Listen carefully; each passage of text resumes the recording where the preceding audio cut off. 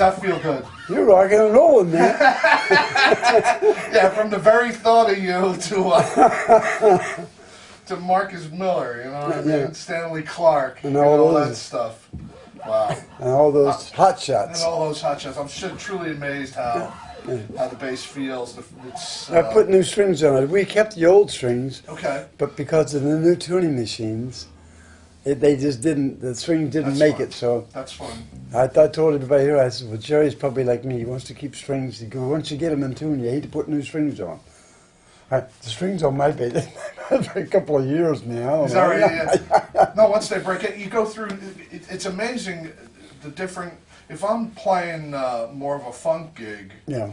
I'll probably change the gigs more frequent because I like the brightness, with snapping and popping and stuff. But with this one project that I'm working with, my new project, Motor City Review, that's all Stax Records and Motown stuff, and so I want a little duller, I want that punch rather than, you know what I mean. So when they get in tune and they're right, man, they just, especially with this bass, the way the electronics are and everything. But it's great.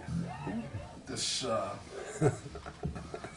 It's a little different than the way it came in. That's for sure. Well, a little different. For all those watching what we're doing here, I gave my bass to Carl a couple of weeks ago after I had accidentally tripped on some Soundman wires on stage during a sound check for a show and snapped the headstock. Mm-hmm.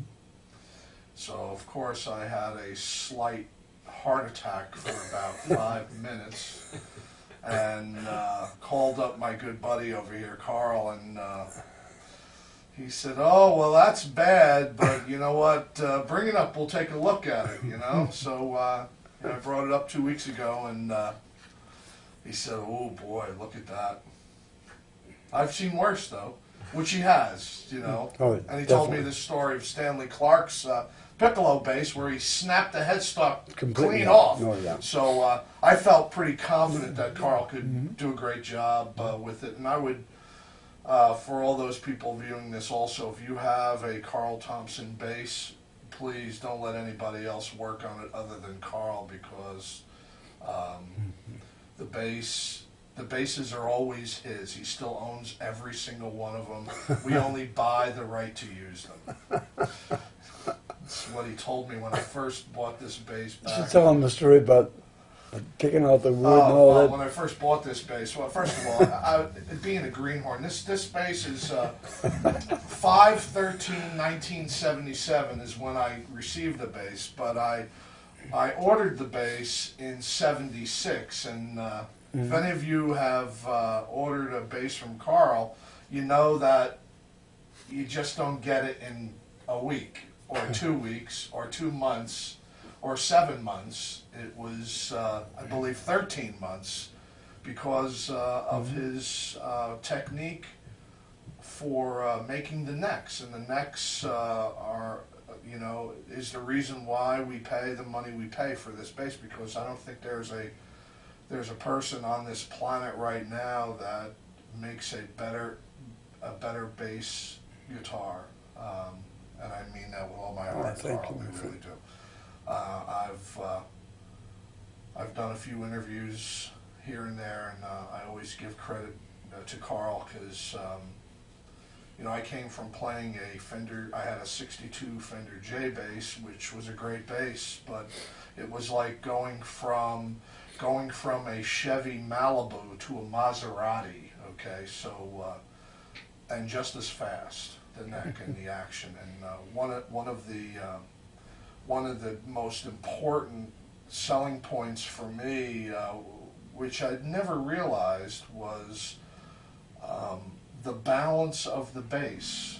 You notice the bass stays where it's supposed to be, and no effort goes into holding the bass, as with most of the basses that people sell out there on the market. Either the body dips or the neck dips, and so energy is spent holding the bass, not playing the bass. It's holding it, and the design that Carl has for his bass is one that is very special, that he's worked out the engineering, the weight differential on how the bass should feel on your body, and it is unique unto itself. I don't know of any other bass that plays that way, and it's so worth a pot of gold as a bass player, a working journeyman bass player, for me to not spend any time holding my bass while I'm playing it. I just want to play it, Sure. you know. So here's this greenhorn kid, 1976, coming in to buy a bass, and I originally had this idea, you know, to you know, what I thought a bass would, you know, if I'm getting a bass made, okay, I thought I had some control over how it was made. Yeah, right. And so I walked in, and I sat down, and we were talking, and we finally got around to talking about making the bass, and I said, so, you know, I had this idea for making this bass, and Carl went, huh? Said to me, you play around, right? I said, yeah. You play a lot? Yeah. Do concerts? Absolutely. Shows? Sure. Record? Yeah. Do I come to the studio and tell you what to play? Am I your producer? No. Then don't tell me how to make my bass, I said. Ooh, okay. And I knew that I wanted a Carl Thompson. And I knew that if my mouth opened up another few times that I wasn't going to get one. So all I said was, okay, how much do you need?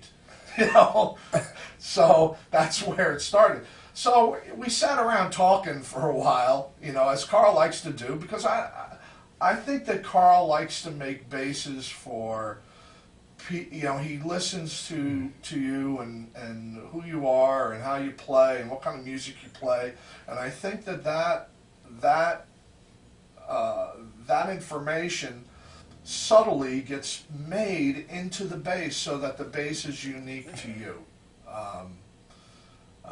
I know this bass is tailored to me. I mean, my grandfather was a maestro and thought that I should have been playing the violin. When I first started playing the bass, he looked at my hands and said, "You got violin hands. What are you doing playing the bass? You know, you got little fingers, you know," which I do. I got stubby little, you know, Italian fingers, and so. But no, I had my heart set on playing the bass. So what's amazing with Carl's instruments is that everything's accessible to my little hands, and it's not a tiny fingerboard.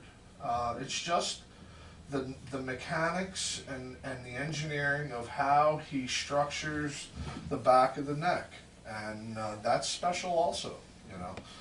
So anyway, getting back to our story here, so we're sitting and we're talking, and all of a sudden Carl says, hold up a second, and at the time we were in his repair shop on Court Street in Brooklyn, which was a great shop, and had this huge wood bin filled with all these exotic woods and everything else. And as you can see, Carl's quite the gnome type, and he was the gnome type back in '76 as well. You know, so he said, hold on a second. Next thing I know, he's climbing this pile of wood, this pile that's in his shed that was in his shop, and he rolls out this huge piece. You're gonna tell me something today, tough guy. Oh, that's my phone, excuse me. But he rolls out this huge piece of bird's eye maple.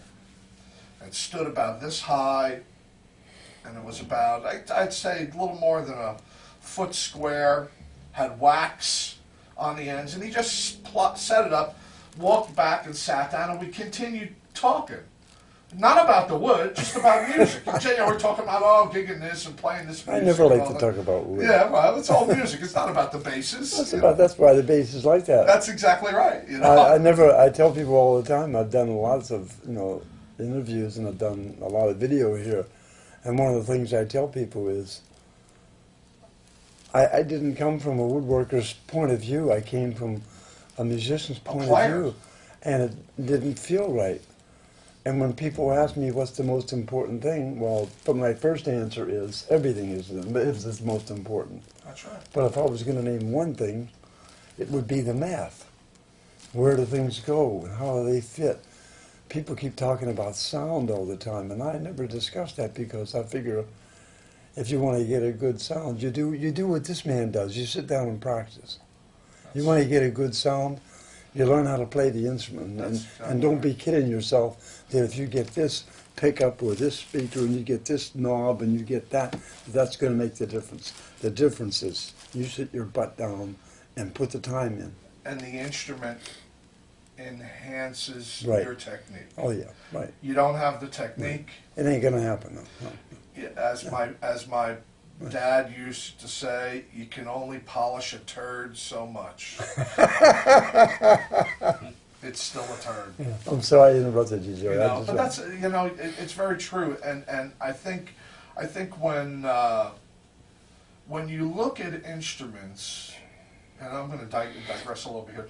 If you look at instruments, just walk into any music store, okay, and you could go. I don't care what you pick. You could pick a Fender. You could pick a Music Man bass. You could pick. I don't care what instrument that you pick. When you look at them and you sit down and you play them, okay. For me, I always found there was something like an itch that you couldn't scratch. Something was wrong.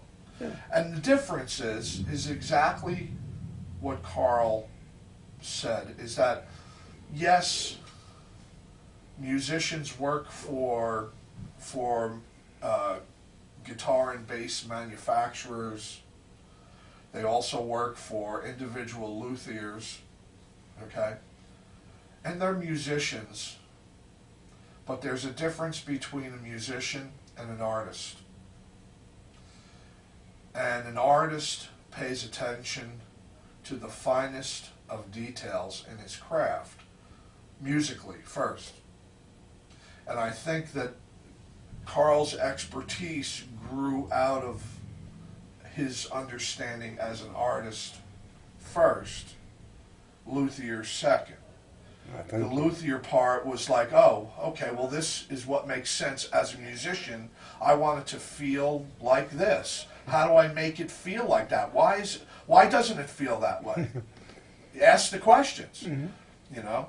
And like I said, Leo Fender made great instruments, but again, when you grab a Fender bass, they do It's this. going to fall down. Okay, from a musician point of view, I dare you to find a musician that would build a bass that would dip, and half of your energy goes into holding the instrument. Okay, so.